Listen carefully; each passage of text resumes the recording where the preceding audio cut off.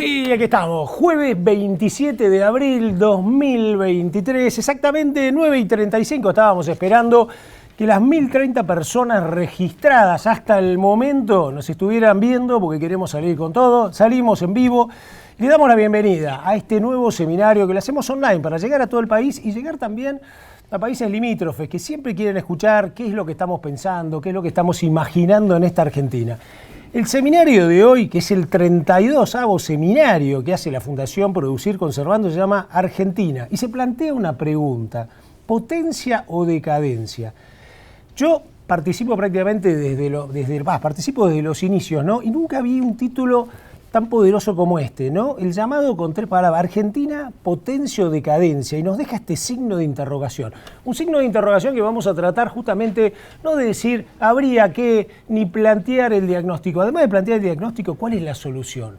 ¿Cómo se levanta este enfermo para realmente ponerlo otra vez en carrera, que salga a correr por el mundo como todo el mundo nos pide? Así que lo vamos a hacer 3 horas, tenemos 4 paneles, ¿no? 4 bloques en todo esto, con un montón de personas comprometidas. Y entre ellas, señor director, le quiero pedir, por favor, si usted puede poner la placa, todas estas empresas que nos auspician, que son nuestros socios fundadores, adherentes, que por supuesto están siempre preocupados por lo que la Argentina tiene por delante. Bien, te voy a contar un poco qué es lo que vamos a hacer, pero lo voy a presentar a el director de todo esto, yo diría uno de los alma mater del inicio, el ingeniero Gustavo Oliverio, que me mira con cara como diciendo, no, aflojá, no le metas tanta rosca. Che, programón, está todo hoy. La verdad que sí, bueno, buen día a todos, placer de vuelta, como siempre, compartir este seminario anual, en donde lo que pretendemos año a año es llegar a cada vez más gente, y en este caso puntual, bueno, la discusión que tuvimos, esto de potencia o decadencia, la discusión inicial era: ¿vamos a hablar de la coyuntura o vamos a seguir hablando de una Argentina de largo plazo? La verdad es que desde la Fundación estamos siempre preocupados más por el largo plazo que la coyuntura, y entonces, y me adelanto un poquito al contenido, vamos a empezar analizando la Argentina desde el punto de vista ambiental. Ernesto Bigliso hace ya casi 5 o 6 años, en 2018 creo que fue, hizo una primera presentación y al año siguiente la hizo con Marcelo Regúnaga, vinculado a la potencia que tiene hoy los temas ambientales en el comercio internacional y a una visión que tiene Ernesto y la información concretamente respecto de cuál es la posición de Argentina, ya no tanto en el tema de emisiones, sino en el balance de carbono, y hoy va a ser una profundización de este tema con nuevas investigaciones que ha habido, nueva información y cuál es la situación actual desde el punto de vista ambiental que puede ofrecer la Argentina. Lo hicimos en el Sheraton Hotel, me acuerdo, estaba lleno de prensa y lleno de productores, y pensaba, uno lo mira en retrospectiva, 5 años, ¿no? Y sí, ahí ya se planteaba un tema que es parte de esto, bueno, ¿no? Si queremos ser potencia, este tema hay que llevarlo encima. Esto lo planteamos, y Ernesto lo planteó en GPS, en el grupo de países productores del sur, que también está Marcelo Regúnaga involucrado y otra cantidad de gente importante. Me parece que es un tema central. El otro tema central es la ganadería. La ganadería siempre está por arrancar. Alguna vez Ignacio Iriarte dijo en un seminario hace muchos años que tenía un excelente potencial y que siempre lo iba a tener, como diciendo esto va a quedar en potencial, y la realidad es que, bueno, lo hemos invitado a Luis Bameuble. Luis es director de la Fundación, bueno, expresidente de Quickfood, hoy presidente de Agritur San Luis, una persona involucrada desde hace 40 años en el negocio de la ganadería, hoy como productor, lo hizo como industrial, y además nos va a acompañar también Fernando Canosa, que es quien hizo consultoría con la Fundación y el trabajo de la Fundación para el panel final, con lo cual vamos a cubrir si la Argentina tiene posibilidad de volver a participar en este negocio que fue tan único para la Argentina en su momento y hoy está muy desplazado por la competencia. Yo te agregaría una cosita ahí, Gustavo, si me permitís, que es Luis Bameuble es un hombre que atraviesa de punta a punta la cadena ganadera, ¿no? ¿Viste? Desde el lote hasta el mercado de exportación, habiendo incluso exportado productos con marca, ¿no? Creo que esto está bueno y además un hombre clave en lo que fue también la mesa de ganados y carne. Sí, señor. Y Fernando, bueno, ni que hablar de Fernando. Yo tengo un grupo WhatsApp y siempre lo tengo con ese, y en mis entrevistas, el hombre del 1,5 millones y de los 2,5 millones de toneladas que podemos exportar y los 3,5 millones de toneladas que podemos producir, que me parece que son elementos también, ¿no? De esos números que deja la Fundación Producir y Conservando, como las 100 millones de toneladas que quedan marcados para mucha gente. Bueno, en su momento fueron 100 millones de toneladas en el 2002, para el 2010 y 1 millón de toneladas de exportación de 20 carne. años Todavía no llegamos al 1 millón de toneladas de exportación de carne 13 años después de la proyección, ¿no? Bueno, y por último, Gustavo López, consultor de la Fundación, presidente y alma mater de Agritren, hace muchos años que trabaja con nosotros y va a plantear si la Argentina puede volver a ocupar el escenario que ocupó en su momento y que hoy está fuertemente desplazada con sus países competidores. La seca es una alternativa que pasó este año, y cuál es la visión de él respecto de las proyecciones que teníamos con la Fundación, y cuál es la visión de Luzda, que también en el outlook de Luzda hay referencias al posicionamiento de la Argentina. Creo que después de esto la idea es, Marcelo Regúnaga, que está aquí con nosotros, te hemos llenado a los sitios, está copado por la Fundación hoy. Dos veces secretario de Agricultura, otro que Marcelo, 2 veces secretario de Agricultura, secretario de Comercio, consultor internacional, responsable de GPS hoy, consultor de la Fundación desde que pateamos los primeros cascotes. Profesor la de verdad, muchos de nosotros. Profesor de casi todos nosotros. La idea es que Marcelo dé su visión un poco general de lo que estaba, digamos, de lo que estuvimos planteando y para dónde estamos enfocados. Va a estar Luis, va a estar Gustavo López, por supuesto, Ernesto Bigliso, que va a estar online desde La Pampa. Está Ignacio Lartirigoyen, presidente hasta hoy de la Fundación. Estamos cambiando justo en plena transición del directorio, pero hoy es Ignacio el presidente y por supuesto además es presidente del Lartirigoyen y compañía, o sea, cerramos con un brindis. Socio, fundador y demás. Gastón Bourdieu, también director medio alma mater de la Fundación desde sus inicios también en el Banco de Galicia, y bueno, Fernando Canosa, que está presente con nosotros. Así que ese es un poco el programa. Me parece bueno arrancar con Ernesto, con esta mirada desde lo ambiental. Y bueno, y después nos vas a ir llevando vos, porque sí, no, buenísimo. No nos dejás con mucha formalidad, y entonces nos vas a ir llevando vos. No, lo que queremos hacer son 3 horas con todo, con muchas ideas. 2 cositas nada más. Una, como estamos en vivo, te vuelvo a repetir, en este momento, 10 menos 10 de la mañana, vos podés hacernos preguntas. Desde tu celu, hay muchos amigos en grupos WhatsApp, más un montón de gente que está en esto muy preocupada. Va a quedar todo editado el material, va a quedar todo editado, siempre hay un efecto multiplicador entre cada persona que está sentada en este momento viéndonos, va a haber 10 que en el transcurso de un mes se van a informar de todo esto, y por supuesto cada uno de nosotros es actor, cada uno de nosotros es protagonista de esto que es este título, ¿no? Argentina, potencia o decadencia, tratando de motivar al que está al lado, ¿no? A nuestros círculos. Así que, maestro, arrancamos. Bueno, Ernesto, entonces adelante, y con la mirada de qué estás viendo vos hoy a la Argentina desde lo ambiental para enfrentar un crecimiento del comercio internacional. Bueno, gracias Gustavo, gracias Ricardo. Bien, en primer lugar quiero agradecer esta nueva invitación que me formula la Fundación Producir Conservando en este 32º seminario que ha organizado desde su fundación. El problema ambiental sin duda tiene un imperativo ético que es el que domina en estos momentos y que tenemos que resolver, pero tiene también implicancias económicas y comerciales que afectan el agronegocio, y es un aspecto al cual intentaré referirme. No hay dudas que el cambio climático es un proceso complicado que ha llegado para quedarse. Y tenemos el desafío de mitigarlo. En estos momentos podemos mostrar esta figura que es muy cortito, lo que les voy a mostrar, que dice que en los últimos 800.000 años la concentración de anhidrido carbónico en la atmósfera, o sea, de carbono en la atmósfera, nunca había alcanzado las 300 partes por millón hasta el año 1950. y desde entonces aumentó a tasas exponenciales, o sea, empezó a picar hacia arriba.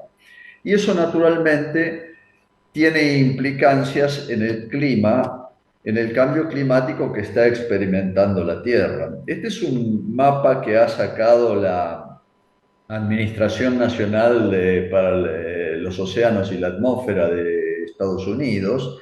Es el último mapa que yo tengo registrado y que cubre el periodo que va desde diciembre del 2022 a febrero de este año, del 2023, o sea, lo que sería el verano austral nuestro.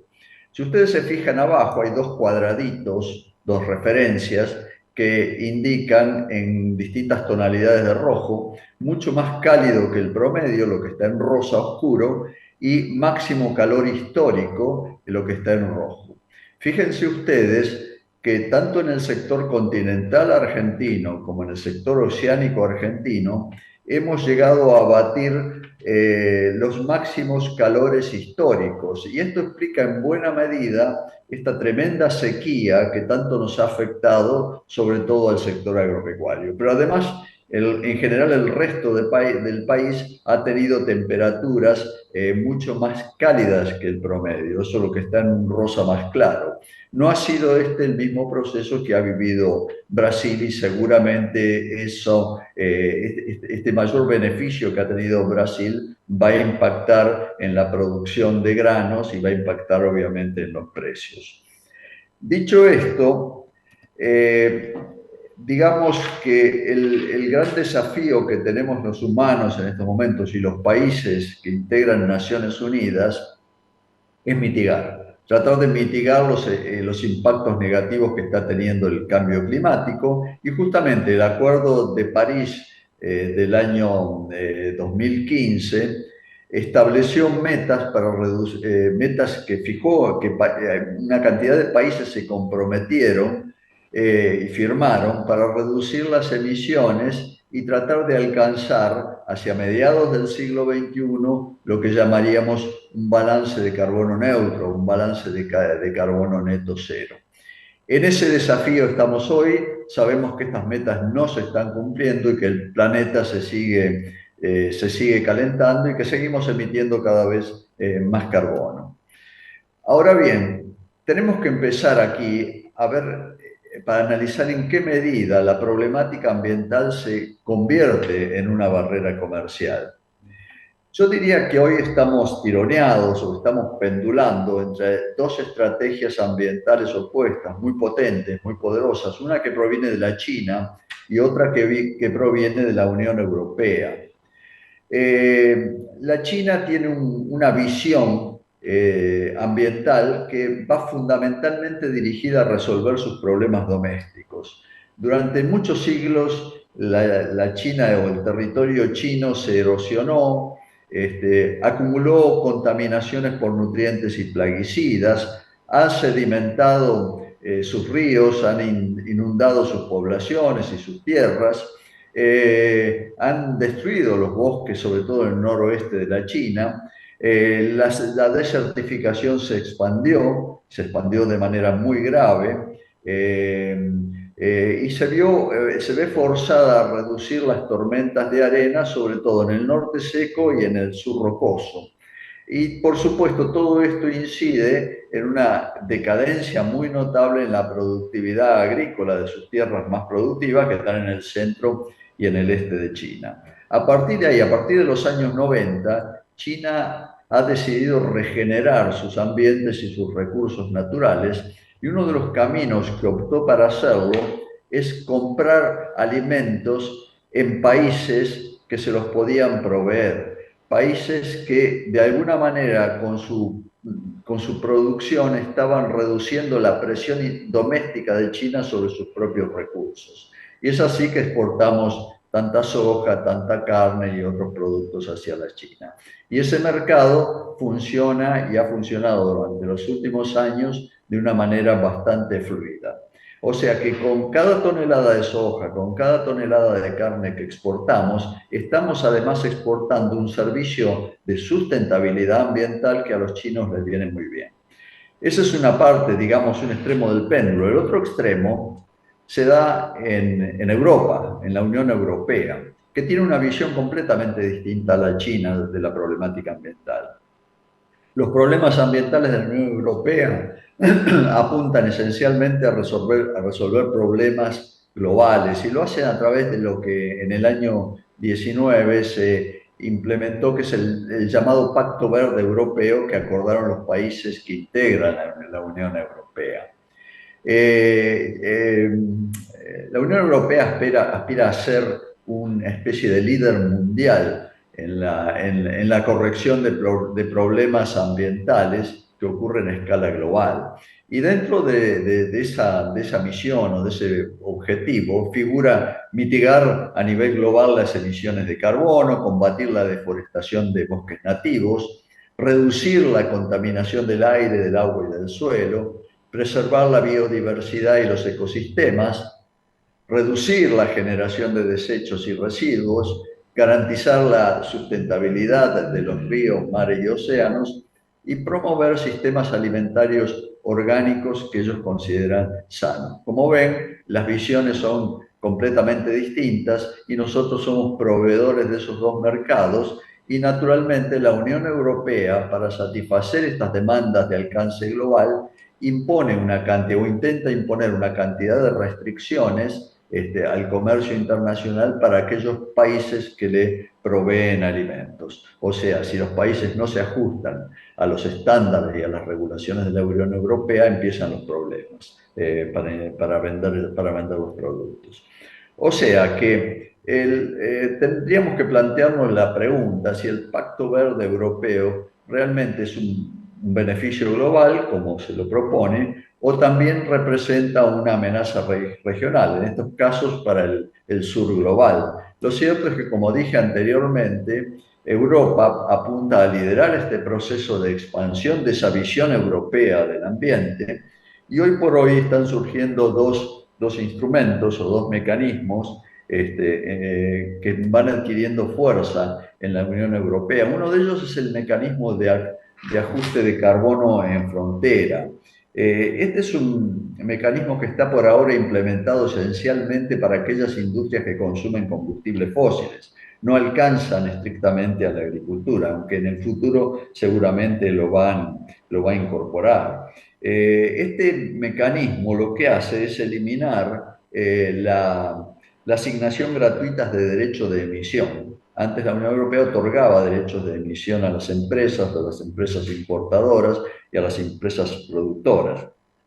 Pero ahora le fija a la emisión un costo, un precio del carbono que debe ser compensado a través de la adquisición de bonos de carbono, ingresando en lo que llamaríamos el mercado del carbono.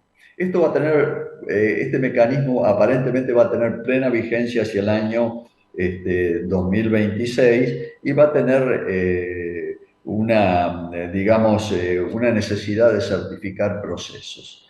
Pero por ahora no involucra directamente al sector agropecuario. Lo que sí involucra directamente al sector agropecuario es el otro mecanismo, llamado diligencia debida, y que lo que hace es implementar un sistema de trazabilidad de las tierras deforestadas. Los europeos se han comprometido a no comprar productos de países como los nuestros, en el Cono Sur, que se generen en tierras que han sido deforestadas. De esa manera pretende a través de certificaciones poner un coto estricto a la deforestación en nuestros países. Y eso naturalmente alcanza principalmente, no tanto a nuestro país, pero principalmente al Brasil y también en parte al Paraguay. No alcanza en igual sentido a países como Argentina y Uruguay. Pero estas son las amenazas que evidentemente tenemos en cierne en lo que hace al levantamiento de barreras comerciales. Acá lo importante, creo que lo adelantó en algún momento Gustavo Idígoras.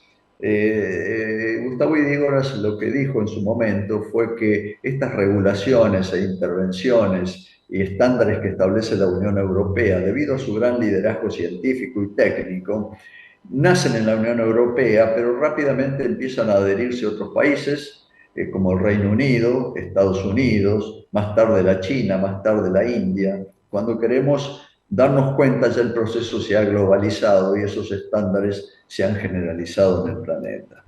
Así que este es un poco el panorama que se nos presenta. Por otra parte, debemos tener en cuenta que la Unión Europea tiene un sistema de subsidios que es muy fuerte. Si nosotros analizáramos en este gráfico el ingreso predial promedio en un año en 28 países europeos con y sin subsidio gubernamental, lo que podemos ver ahí en el gráfico es que las barras en amarillo representan el ingreso neto económico de los predios, promedio por supuesto, en los distintos países, y lo que está en color verde es el subsidio con el cual los gobiernos de estos países subsidian la producción agropecuaria para hacer rentable un proceso que en la práctica no lo es.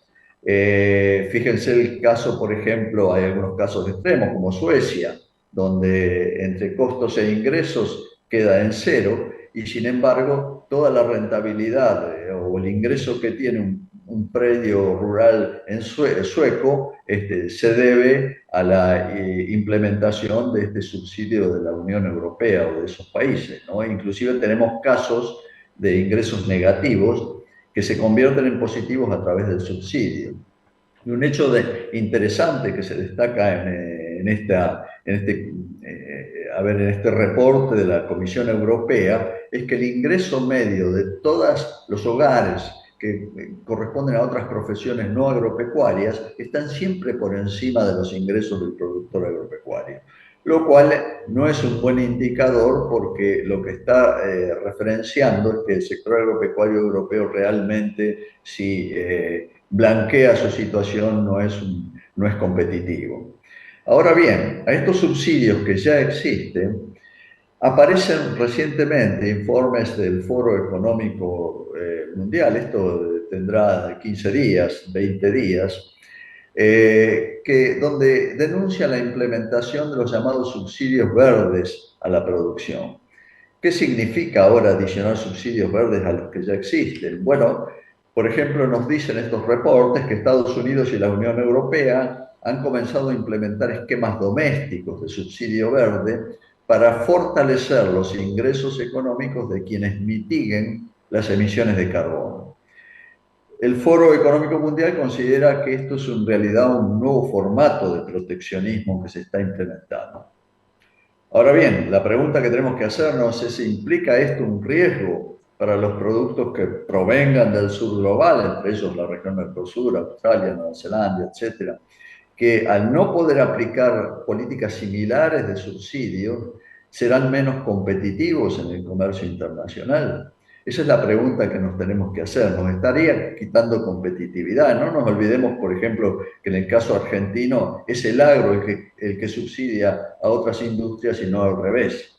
Entonces, este Foro Económico Mundial está recomendando fuertemente la intervención de la Organización Mundial de Comercio para evitar nuevas restricciones al libre intercambio de bienes que se escuden detrás de la problemática ambiental. Esto es un poco el panorama más reciente que yo estoy percibiendo en toda esta problemática.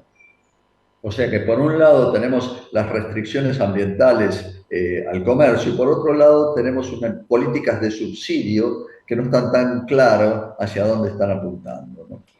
Ahora bien, vayamos concretamente al carbón. Los problemas ambientales son muchos y es imposible abordarlos todos en esta charla, pero el carbono sin lugar a dudas se ha convertido en la vedette del problema ambiental por el impacto que tiene su emisión en el calentamiento global.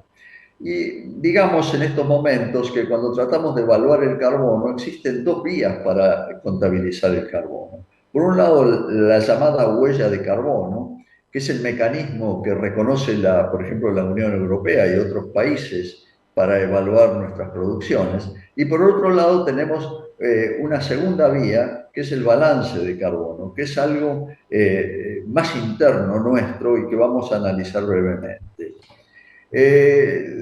La desventaja que tiene para nosotros la huella de carbono es que nos nivela con productos de otros países. ya que solo computa emisiones. Y si en el cálculo de la huella de carbono solo computamos emisiones, estamos en una situación desventajosa.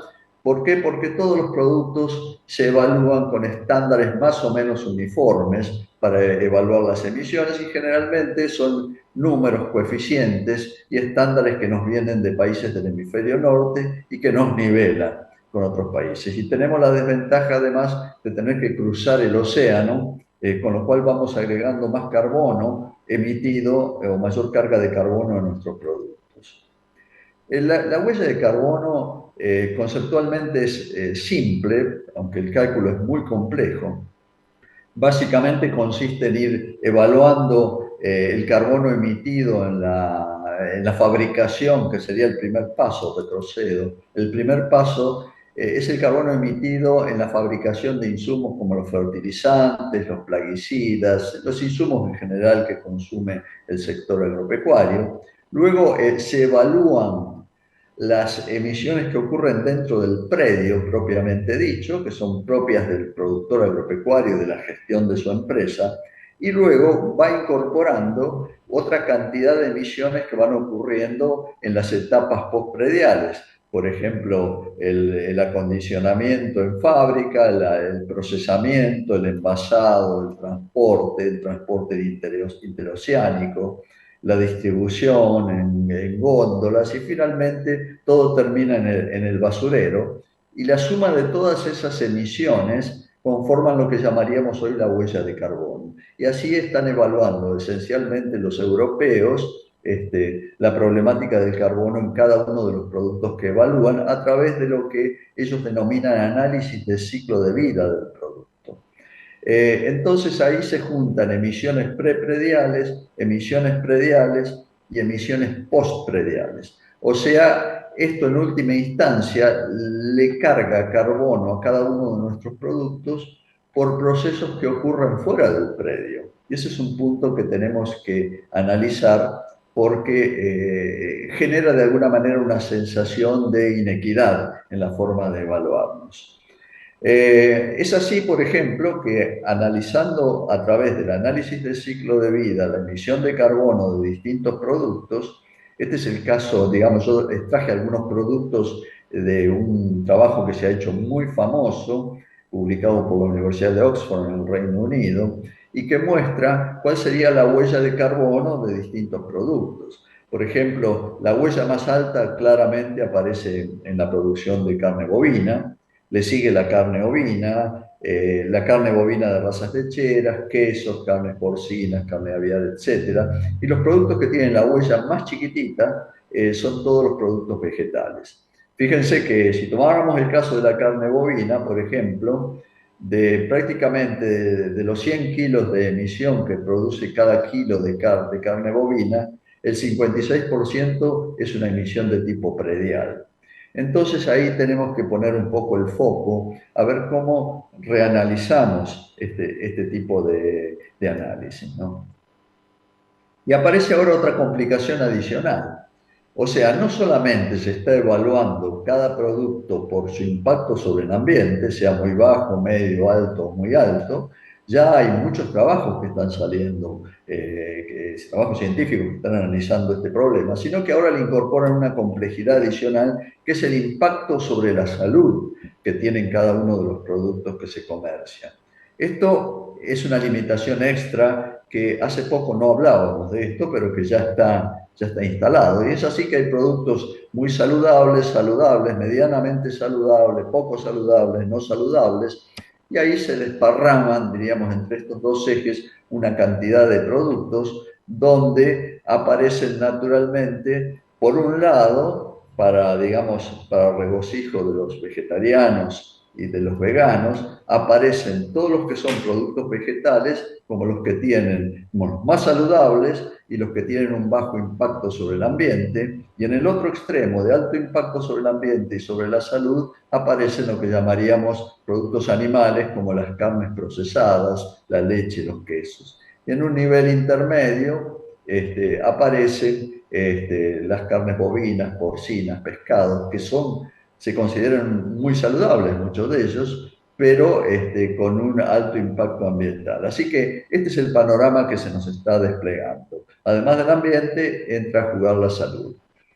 Bueno, y aquí pasamos al otro aspecto, la otra forma de contabilizar carbono, que es el balance de carbono, que es donde más estamos trabajando nosotros, nuestro grupo. No solo computa emisión, sino que también computa algo que no estima la huella de carbono, que es la captura de carbono de nuestros sistemas de producción. Definida rápidamente y de una manera muy simplista, podemos decir que el balance de carbono es simplemente una diferencia aritmética entre el carbono que gana el sistema y el carbono que pierde ese sistema.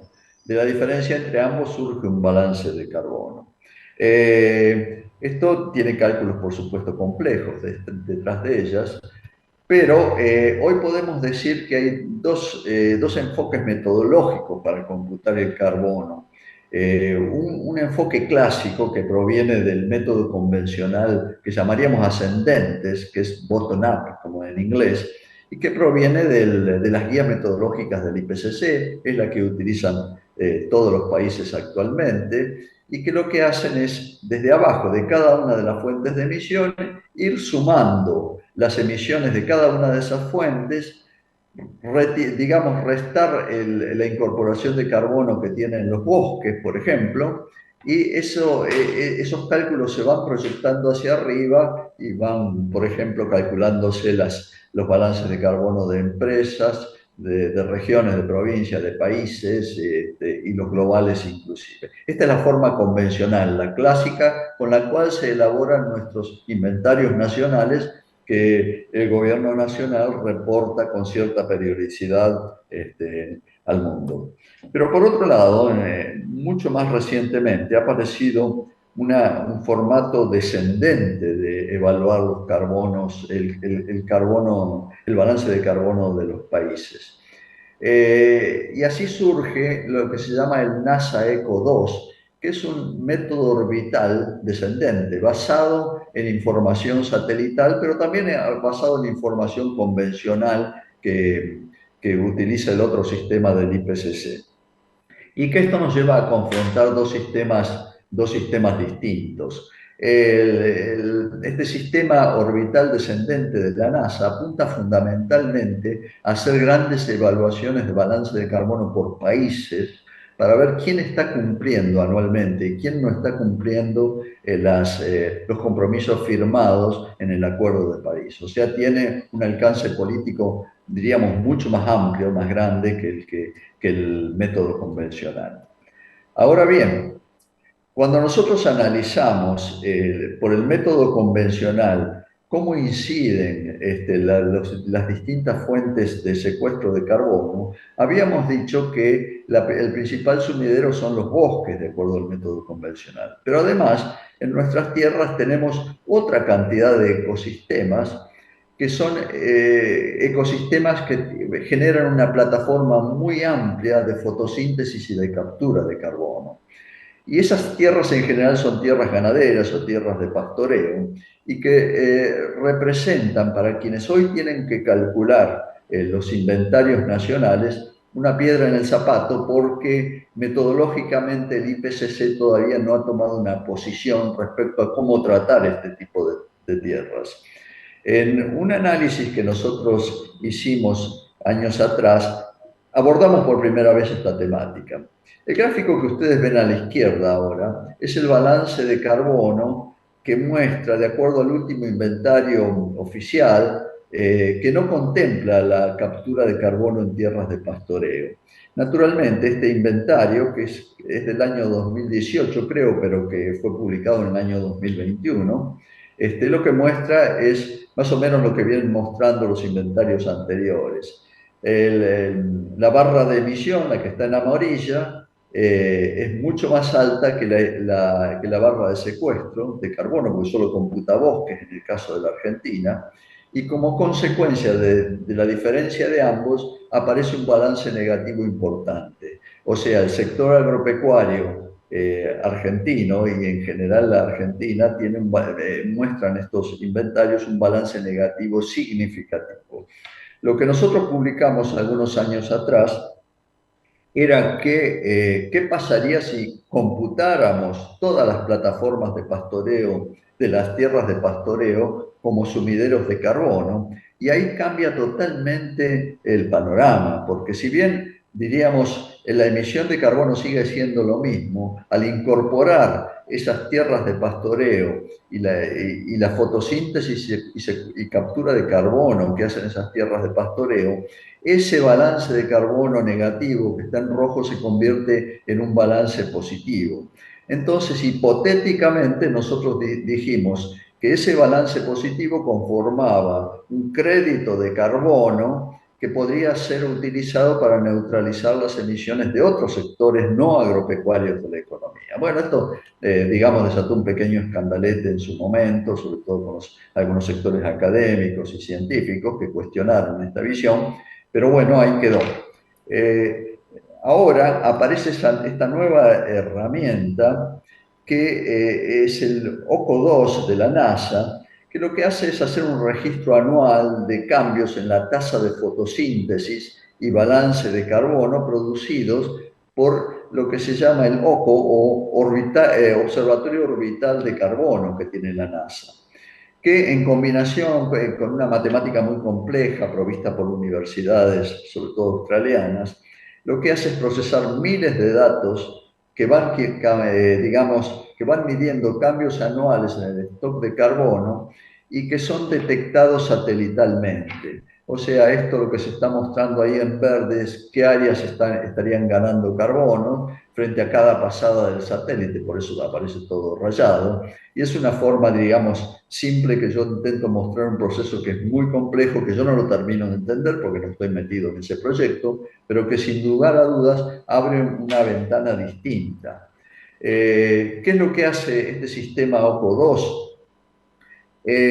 Analiza por separado los componentes de un balance de carbono. Por un lado, tomando digamos, las estimaciones convencionales de emisiones de gases de efecto invernadero que se generan a través de los inventarios, lo que hace es generar mapas que van valorando las emisiones de carbono por uso de combustibles fósiles. En este caso, el proyecto lleva analizado mapas que van desde el 2015 al 2020. Las regiones más oscuras, sobre todo ahí aparece Estados Unidos y aparece la China, son las que estarían emitiendo mayor cantidad de carbono por quema de combustibles fósiles. Pero por otro lado, hace intervenir a los satélites y los satélites van generando cambios en los stocks de carbono que van experimentando los países en función de sus plataformas de fotosíntesis. Ahí tenemos, por ejemplo, el mapa del año 2015, donde aparece ya Argentina con un verde claro, aparece Brasil como un país que está perdiendo más carbono del que gana en sus ecosistemas, y así van generando un mapa para cada uno de los años que han evaluado, que van del 2015 al 2020. ¿Qué hacen luego? Bueno, combinan todos estos mapas, por un lado las emisiones de gases de efecto invernadero, por otro lado los cambios en el stock anual de carbono en la biomasa ocurridas entre el 2015 y el 2020, y combinando ambos grupos de datos generan un tercer mapa promedio que nos muestra cómo estaría ubicado cada país en materia de emisiones, y estaría indicando concretamente qué países están cumpliendo y qué países no están cumpliendo los compromisos firmados de mitigación de emisiones en el Acuerdo de París. Claramente los países que más están vulnerando esto son Estados Unidos y la China, que tienen límites exagerados de emisión de carbono hacia la atmósfera, sobre todo la China, que ya duplica las cantidades de emisión de Estados Unidos. Pero aparece ahí un pequeño conjunto de países que están en verde, o sea, con un balance de carbono positivo, luego de haber descontado todas las fuentes de emisión.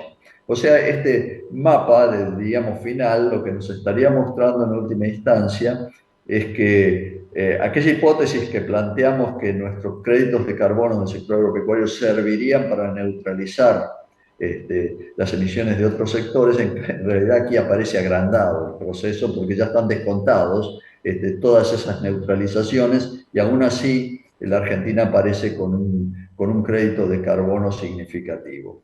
Bueno, esto es lo que nos lleva, ya para terminar, yo habitualmente termino mis presentaciones con conclusiones bastante taxativas. En este caso no me animo a hacer conclusiones taxativas, sino a plantear más preguntas que respuestas, porque creo que estamos en un seminario que va a ayudar al debate y porque tampoco tengo claro qué va a pasar, ¿no?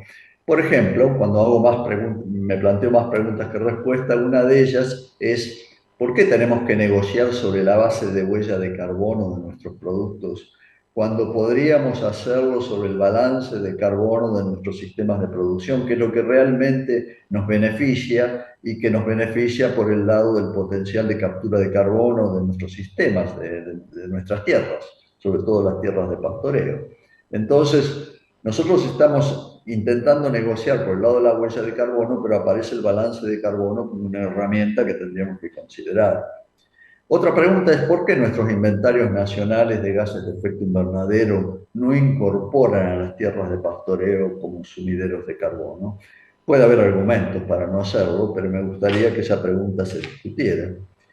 En tercer lugar, la pregunta es, ¿deberíamos conciliar los resultados de nuestros inventarios nacionales de gases de efecto invernadero con las estimaciones de OCO2 de la NASA?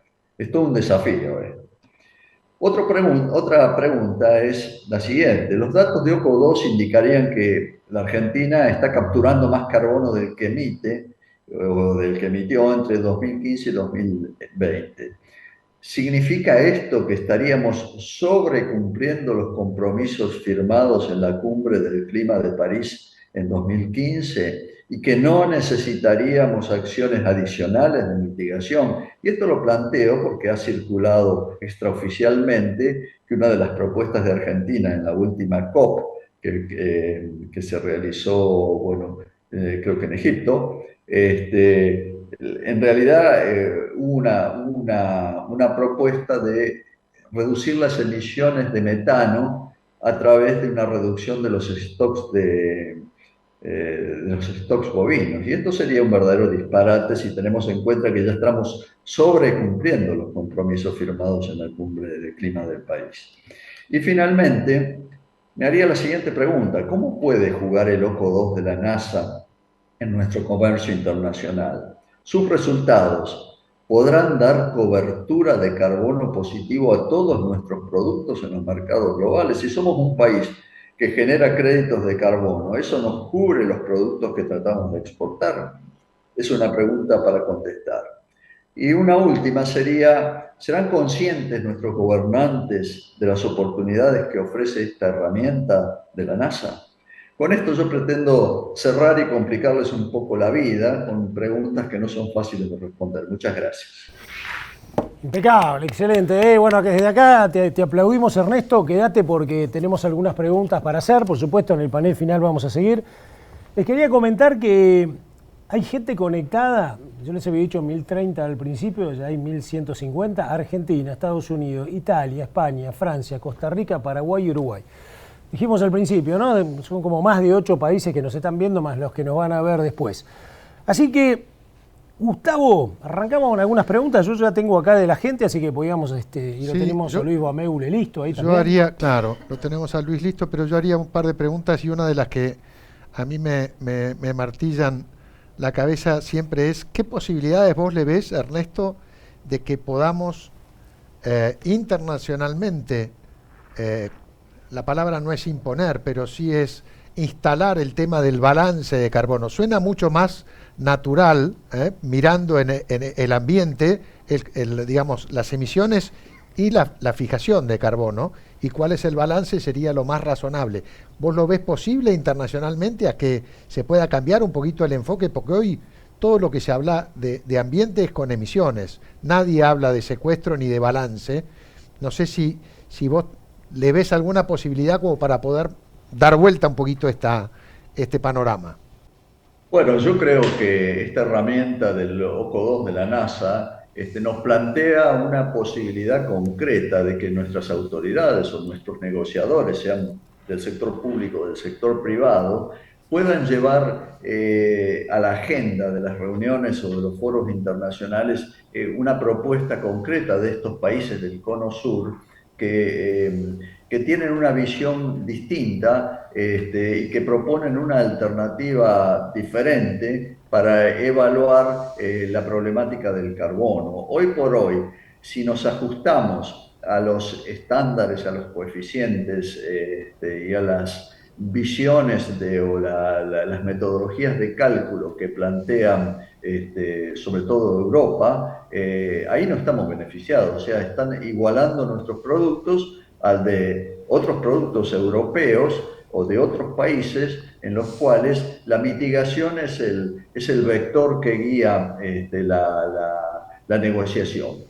Y yo creo que ahí estamos en desventaja y tendríamos que tener la creatividad para llevar o plantear una alternativa o una visión distinta del problema. Yo sé que esto no es fácil, que detrás de la huella de carbono se pueden estar escondiendo, puede ser una pantalla para esconder visiones proteccionistas de países compradores, pero sin lugar a dudas este es un mecanismo que tenemos que aprovechar. Y yo creo que claramente estas visiones nuevas que están apareciendo, estos enfoques nuevos como el de la NASA, nos ayuda en ese sentido para plantear y llevar este sobrecumplimiento de Argentina a los problemas de emisión de carbono. Argentina es un país que está mitigando más de lo que está emitiendo y en consecuencia sus productos deberían caer dentro de una canasta que sea mirada desde esta perspectiva del balance de carbono y no desde la huella de carbono. Esa es mi visión, ¿no? Ahora, ¿quién negocia y qué fuerza tiene esa instancia negociadora? Es algo que yo ya no lo puedo interpretar, porque no sé cómo se está negociando. Bueno, Ernesto, un par de preguntas de la audiencia. A ver. ¿Te parece?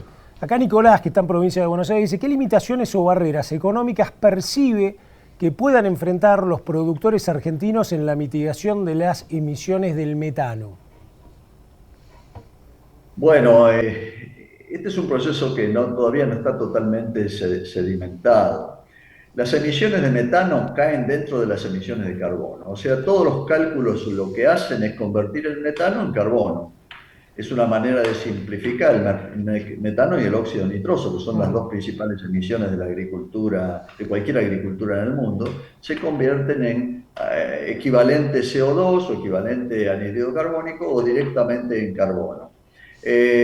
Evidentemente nosotros lo que tenemos que hacer es incorporar al metano que emite nuestro ganado dentro de esa fracción de carbono emitido o dentro de un balance en el cual hay un carbono que se emite y un carbono que se captura. Y yo creo que esa es la síntesis que tendríamos que llevar a las mesas negociadoras y tratar de, a partir de estos instrumentos, tratar de levantar potenciales barreras arancelarias o no arancelarias que vayan surgiendo en terceros países.